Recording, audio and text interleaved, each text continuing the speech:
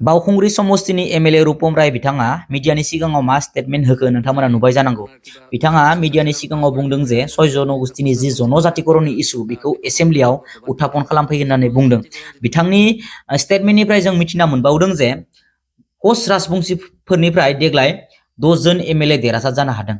बे 10 जना खम नङा रायजोफोर। दा बिनिनो साबायानो जाहैबाय आनडिभाइडेड गवालपारा जिल्लानि आरो बाकी साबाया बेलेग बेलेग जिल्लानि दस्रा जिल्लाफोरनि आरो गासै बे 10 जन कच राजबंशीफोरनि जि एमएलए बे एमएलए एसेम्ब्लियाव जेब्लायबो बे 6 जनगोष्ठीनि जनजातिकरणनि जि इस्यु बेखौ जेब्लायबो उत्थापन खालामबाय थागोन, जेब्लायबो डिमान्ड खालामबाय थागोन, थाबैनो मावफुंनानै होनांगौ, थाबैनो 6 जनगोष्ठीनि जनजातिकरणखौ खालामनानै होनांगौ होननानै बिथांमोना बे 10 जन एमएलएआ बुंबाय थागोन।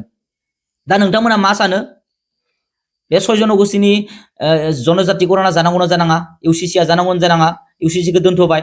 बे 6 जनगोष्ठीनि जि जनजातिकरणनि जि इस्यु बेखौ आंनि मते जानांगौ। बै 6टा जनगोष्ठीया जनजातिकरण मोननांगौ।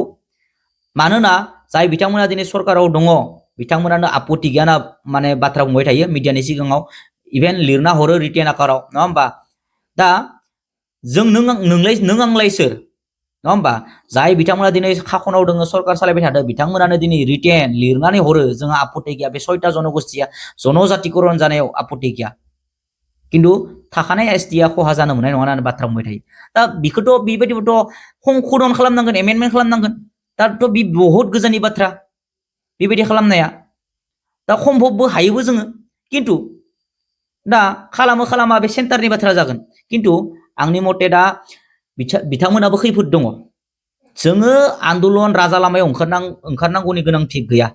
6 जनगोष्ठी होयो कि बाहायो, दुलाराय बर' फरायसा ट्राइबेल संघआ खावलायगोन आन्दलन खालामनो थाखाय, ओंखारनाङा, जानो हो बे 6टा जनगोष्ठीनि जनजातिकरणखौ जानो हो।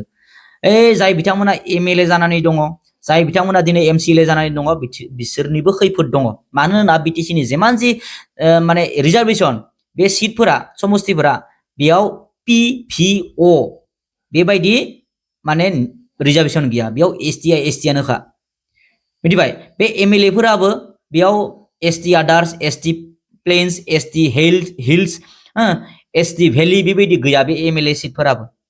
दा बेयाव एसटिआनोखा सिटफोराबो। दा बेखायनो बिसोरनाबो खैफोद दङ, नङा होमबा? बर'निबो 10 जन एमएलए दङ, 10 जन ना मा देग्लाय 10 जनानो दां, बर'निबो 10 जन एमएलए दङ एसेम्ब्लियाव माने बिसोरबो होबथानांगौनि माने दायित्व दङ बिसोरहा। जुदि बिथांमोना माने अपोज खालामा, होनायाव खुनु आपत्ति गैया होननानै बुङो, देग्लायथ' माने बिसोर दा एलायन्सखा खुनु आपत्ति गैया होनना बुंखागोन, नङा होमबा? थ' बेखायनो बिसोरो जेब्लायबो होबथानाय नङा।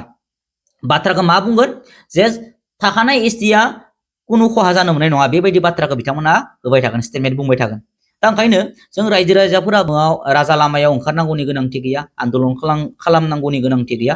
जि जायो जानो हो, उनावसो बुजिगोन जेब्ला बे बिटिसिनि सरकार माने बिटिसि खाखना गुबुन हारिनि आखायाव थांगोन, एमएलएफोरा सेजागोन, गुबुन हारि जागोन, बेयाव गुबुन हारिया सालायगोन बिटिसिखौ, अब्लाना बुजिगोन बे बर'फोरा। आरो बिथांमोनाथ' बिराद एडभान्सखा फरायनाय मानाय जिकुनु, नङा होमबा? दा जेब्ला बे इउनिभारसिटिनि माने सिटखौ सेजागोन, नङा होमबा? बे आइआइटिनि सिटखौ सेजागोन, बे इन्जिनियारिंनि कलेजनि सिटखौ सेजागोन, मेडिकेल कलेजनि सिटखौ सेजागोन जेब्ला, अब्लाना बे बर'फोरा बुजिगोन जों मा दाय मावना लाखो, मा भुल मावफ्लांखो। थ' बेखायनो नोंथांमोना मा सानो कमेन्ट सेक्सनाव जनाय। एसटि इस्युनि जि 6 जनगोष्ठीनि जनजातिकरणनि इस्यु बे जानांगौना जानाङा नोंथांमोना कमेन्ट सेक्सनाव जनाय। आंनिया सिदा खोथा, जायोबाबो जादो, किन्तु खहा जाजासेनो जानांगौ, बेयाव खुनु माने माबा गैया। थ' नोंथांमोना मा सानो कमेन्ट सेक्सनाव जनाय। गोजोन्थों।